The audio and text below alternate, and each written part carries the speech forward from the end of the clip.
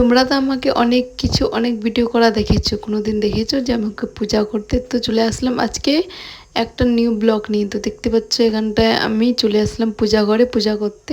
তো এখানটায় আগে গোপুসোনাকে আমি চান করাচ্ছি। হ্যাঁ গাইস, গোপুসোনাকে আমি সুন্দরভাবে চান টান করাই দিচ্ছি, তারপরে পূজা টুজা করব। চান টান তো এখানটা দেখতে পাচ্ছ কমপ্লিট। তো এখানটায় আমি একটু সাজুগুজু করাই দিচ্ছি গোপুসোনা।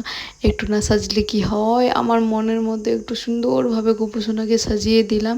কেন যে আমার একটু না সাজালে না কেমনই লাগে, ভাল লাগে না। তার জন্য ভাবলাম না, একটু আমি নিজের মনের মতো সাজিয়ে গোপুসোনাকে। তো এখানটা একদম সেই করে সাজিয়ে টাজিয়ে আমি এখন যাচ্ছি ওর জায়গাতে বসাতে। হ্যাঁ, বসাই টসা এখন চলে আসলাম পূজা করতে। তো সব কিছু এখন রেডি করব। তো দেখো গাইস, আমার গোপুসোনা কত সুন্দর লাগছিল না দেখতে। হ্যাঁ, সে তো লাগবে কেন যে আমি সাজিয়েছি। তো দেখতে দেখতে এখানটায় আমি পুরো পুজোটা কমপ্লিট করে নিলাম। তো দেখো আমার গোপুসোনা কত সুন্দর লাগছে দেখতে। আর এখানটায় সব পুজো আমি কমপ্লিট। আজকে ছিল বৃহস্পতিবার, তাই একটু অনেক অনেক অনেক দেরি হলো পূজা করতে। প্রায় 2 ঘন্টা লাগলো। আমি